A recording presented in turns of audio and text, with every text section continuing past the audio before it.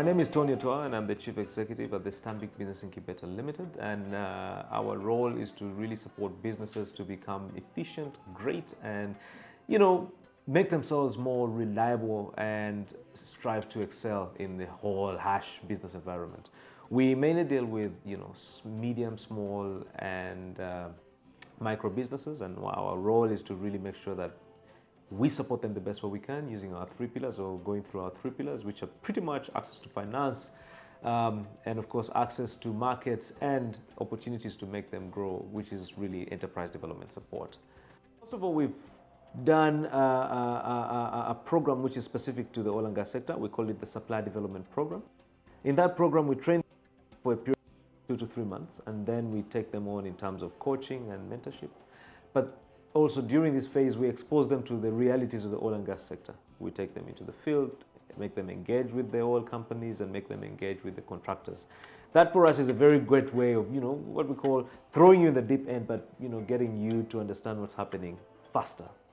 The other thing that we've also done is to make sure that we encourage them and push them or incentivize them to get into these national supplier forums or workshops where they can get to understand what's going on and share or learn from the information that's being shared. But also the other thing is the wealth of the partners that we bring on board for these businesses. We have partners like the Uganda National Oil Company. We have partners like Petroleum Authority. We have partners like the oil companies, including Sinnoc and Total. So for us, that is a very, very good way in which we can actually bring the industry players closer to these businesses. We are going to do a Q4 Supply Development Forum with Schlumberger, and I think that for me is also a great opportunity for our local businesses or our alumni and our businesses here to engage with the contractors. But what is so special as well about this is our intervention in the space of agriculture. And in the space of agriculture, we have a model farm in Hoima where we have been able to train over 400 farmers to date.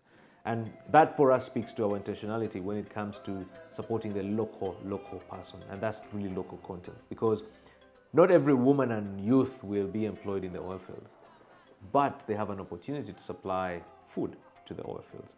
So it's a way of really promoting their household incomes, making sure that they have money in their pockets, but also food security issues, especially if you look at the amount of young energy that is going to work in other places.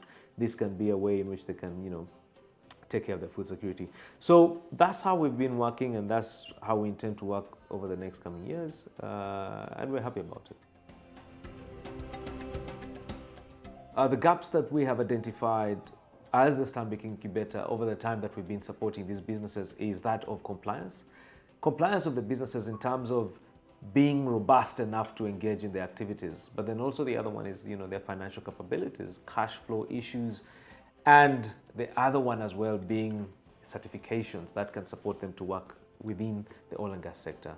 But what we have done on our end is to also support them with bridging these gaps. But the truth is these gaps will still exist, and it's our role to constantly support these businesses to become better over time. So far we've trained over, if I talk about it from 2018 to date or up to today, we've trained close to 700 businesses.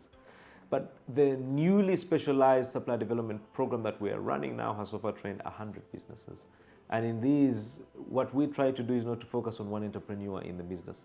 We focus on the business guys, or the guys who run the business. So you could have 3 people or 2 people who are specific in certain areas, because I wouldn't expect the owner of a business to be the guy coming in to take care of the financial training or the operational training or the health and safety. You need to have the people that are running that within the business to come and take care of that. So that's what we've been doing. It's really important that we have to take on this information that's coming through. Knowledge is power, and that's what they always say, knowledge is power, information is key. If we can really demonstrate that we are listening in and watching all these conversations that are happening in the 90 days of oil and gas, courtesy of UCMP, I think it's a great opportunity to learn more of what's happening, to engage more with the industry players, but also to really position ourselves in terms of readiness for whatever opportunity is coming our way.